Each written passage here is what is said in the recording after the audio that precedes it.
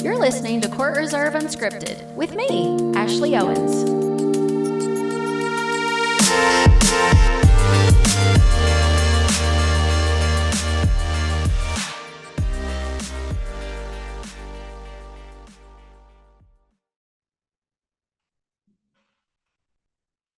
I'll be right there. Stand by, sister. I need to do something very special here. I need my Old Coast background. I don't want to, yeah, no, we got to do this, man. How are you? Great. By the way, just a little bit of news yesterday. We'll talk about it after. Yeah. Oh, that's right. Hold on. Okay, hold on. I may have to. Why is this not working? How are you otherwise? Great. I hate Zoom.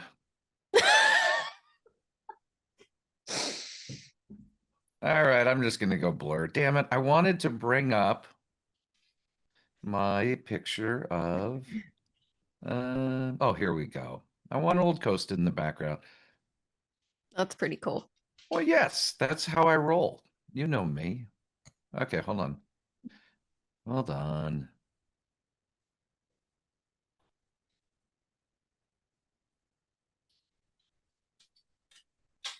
There it is. There we go.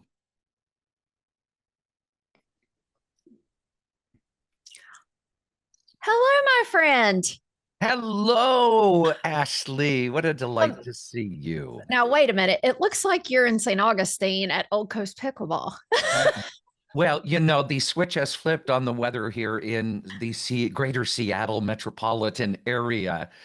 We don't do seasons, we just do a switch. And so Ooh. I'm in St. Augustine in my mind at Old Coast, at the venerated Old Coast Pickleball. That's awesome. So what is the temperature in your area right now? Oh, it's not bad. It's actually 50 degrees and rainy. So, you know, yeah, I know that's you would have on your Eddie Bauer Mount Everest survival wear. You know, winter is not as bad as people think. It's just cold and gray. Yeah. But the hardcores play outside. I don't because I'm a snob. Are you a pickleball snob at this point in your life? You know, it didn't take long. I was a golf snob and I got into pickleball 5 years ago. And once somebody showed me that pickleball doesn't have to be played on a wood floor or in a park with big cracks and 90 people on a stack, Ashley, Yeah, it's true. I became a snob. Listen, the first time Tim and I ever played pickleball was we were down in Port St. Lucie. We had heard about pickleball. We'd had some interest, right after COVID. And we went to the World Pickleball Tournament. It was like one of the first big tournaments in Florida. And we were just a sponsor. And we watched all these people having so much fun. And we happened to be staying at a Marriott and went back that day. They had tennis courts and they had wooden pickleball paddles. And the first time we ever played pickleball was with wooden pickleball paddles. Yeah. And I'm glad I don't have to play with a wooden pickleball paddle or on a wooden floor. But imagine if we didn't know the difference, then it would have been great. I mean, I loved it. My wife and I, it was Yes. COVID and people brought, some friends of ours with their masks on. It was my birthday and they stood at the door and with their masks on and held out the bag and said, go play. And my wife and I went to the park and first couple of times we had no idea and we were too scared to play doubles. And finally a nice couple invited us to come play with them. And that was it. The bug bit. And from that, 5 years later, I'm a part of the International Association of Pickleball Facilities. Who knew that this would become a career, right? Well, you probably weren't, you never thought you'd be doing this, did you? No, I mean, I was in law enforcement and then I got into medical sales, right?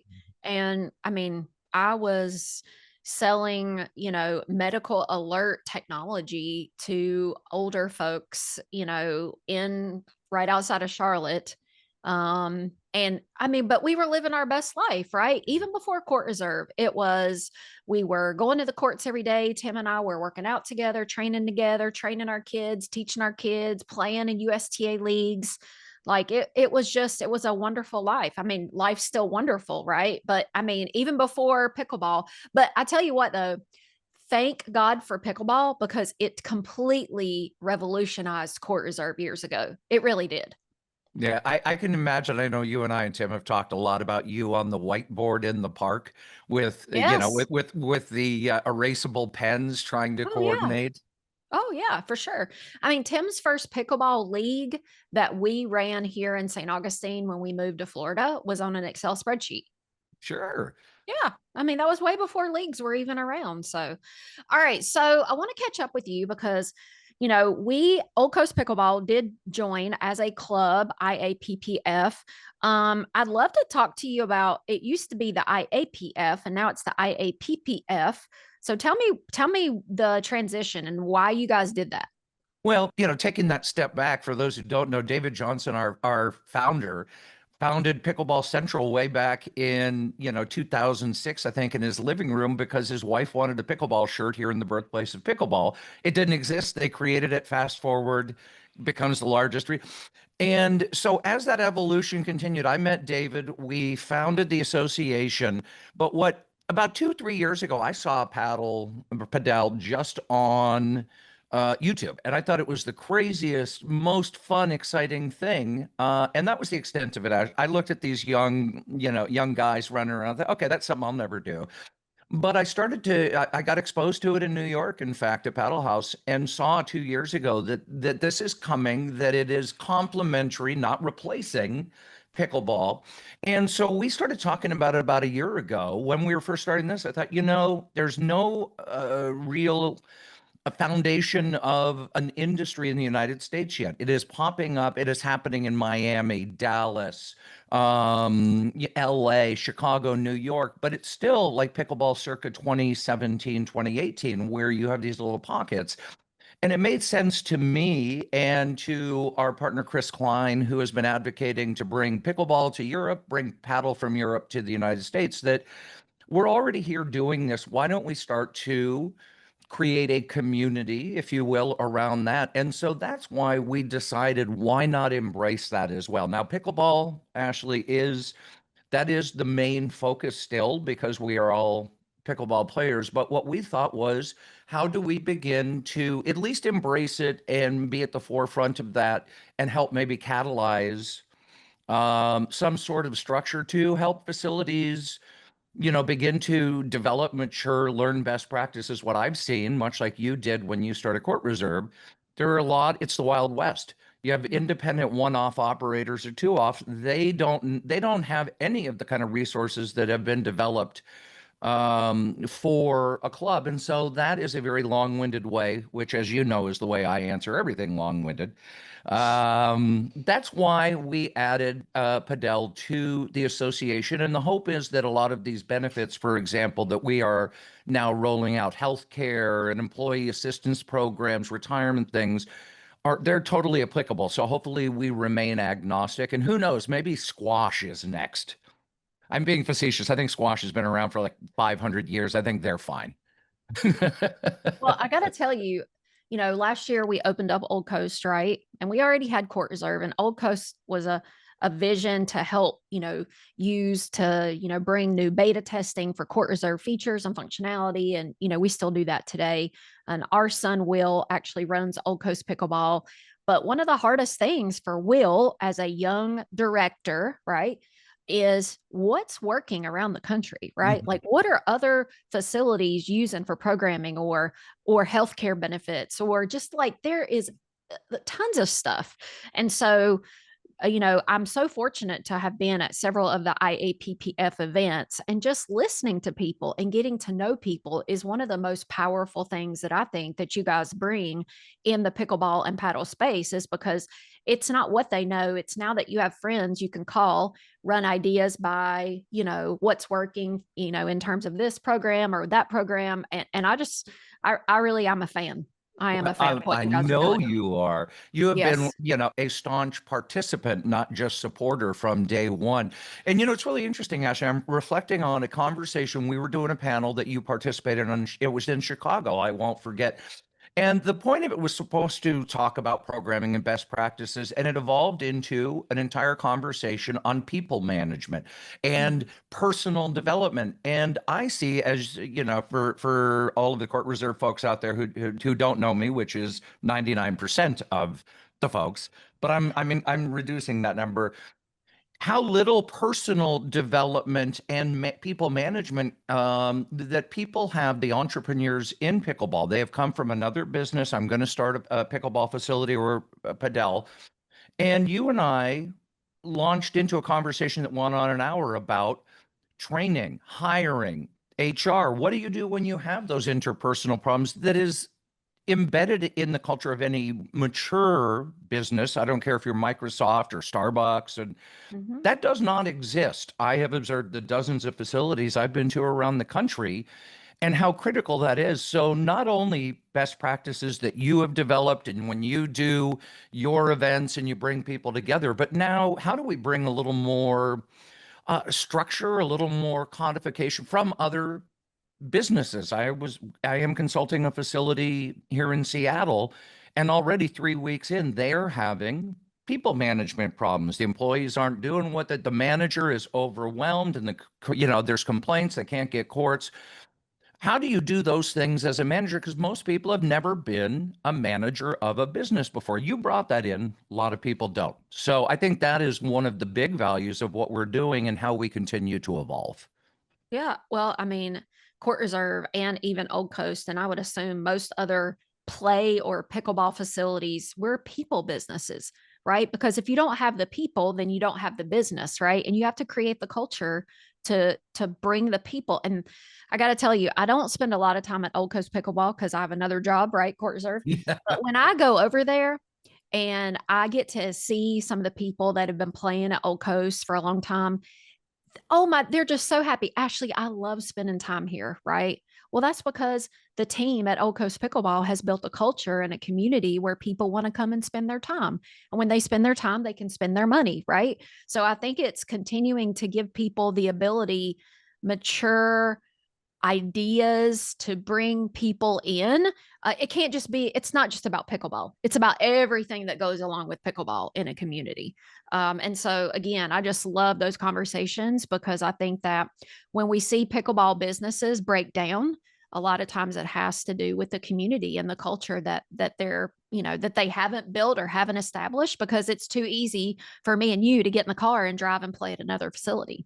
So, Well, it's getting to be more of that. It's very interesting. I was involved with the very first indoor facility in the Seattle metro area. We launched that about a year ago. We were the only ones for 40 miles. And as a result, we didn't have to do as well. The business didn't, because people were going to come no matter what. But now suddenly, there's Pickleball Kingdom, Pickler, 6 independents within 20 miles. So you better have your act together and get it yes. together before you wait. If you wait until the bullets start flying, and you don't have your helmet on. This is a horrible analogy. But you know what is interesting though, Ashley, though, and you hear everybody, oh, create community programming and all that. But having come from working at Microsoft for a number of years and around these big organizations, I have seen so many organizations fail, falter, because on the back end, they're not taking care of the employees, of the people. And it's not just making sure that, your shifts work and, hey, make sure you smile to Ashley at the front counter when she comes in. But what do you do when they can't show up for work? What do you do when this person doesn't like that person? All those things that come from another business, a job, when we deal with each other as humans. And that's a piece that I actually have not seen a lot of being talked about, thought about, and then dealt with. How do you grow? How have you grown at Court Reserve over 7 years? It's one thing to figure out yourself, but isn't it nice to have somebody else to say, hey, read this book? There's a great book that I live by. I was introduced to. It's called Unreasonable Hospitality. And yes, a lot of people know this, and it talks about how do you build with your employees that culture of service, but you also have to run a business. How do you Yes. understand what's reasonable, what's not? How do you say no politely? How do you anticipate problems? How do you communicate? And so I think that's something we all can and do continue to do. You guys do such a fabulous job And I encourage all of your members and anybody else to read your blogs. You guys do one of the best jobs, Ben, and the rest of your team, of providing actionable insights on how to actually do things beyond just here's how you schedule open play and do a round robin ladder league with Duper. So that to me, I think is so critical, and we can't do it alone. And that's what I Uh, love about pickleball.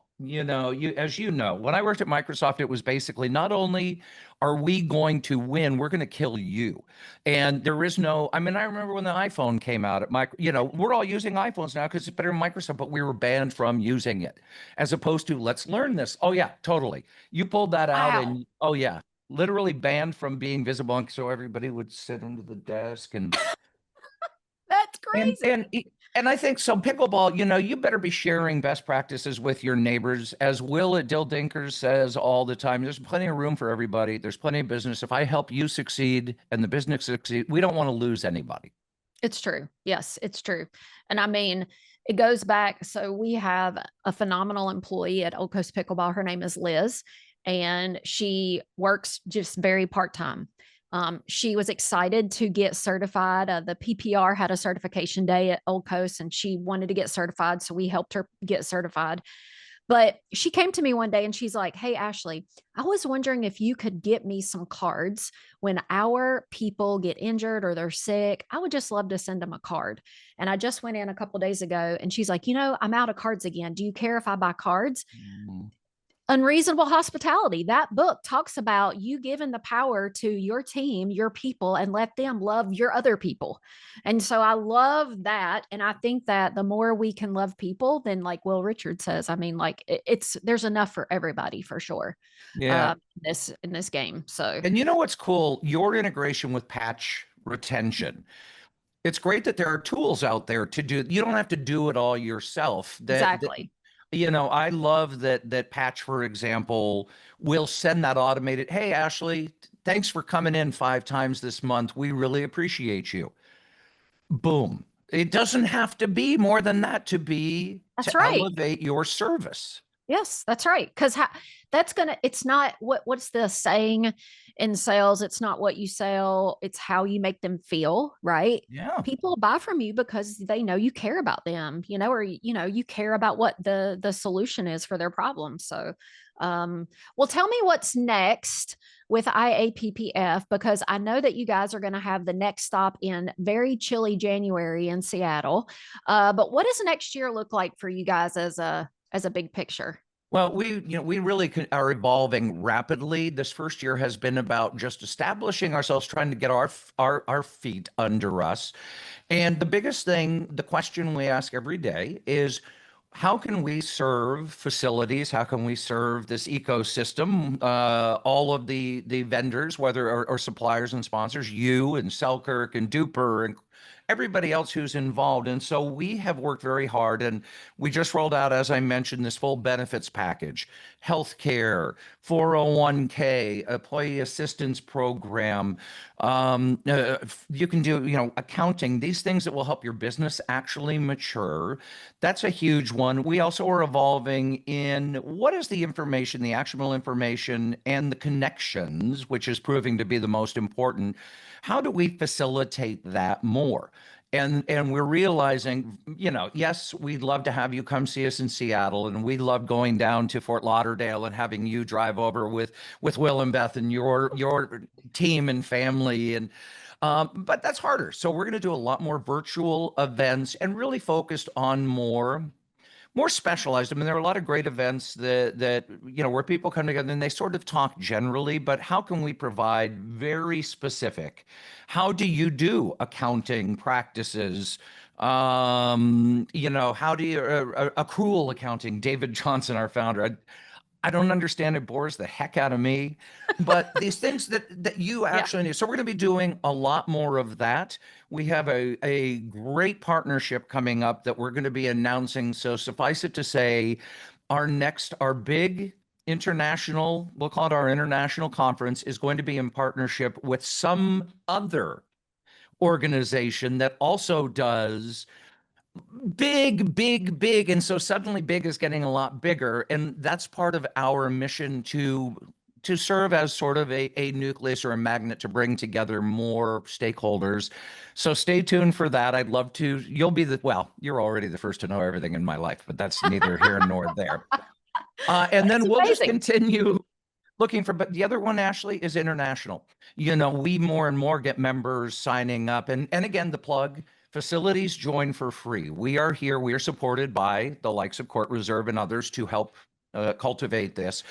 So totally free facilities. Just go to IAPPF.org. But, you look at the growth in Malaysia, Vietnam, PPA is in Australia, India.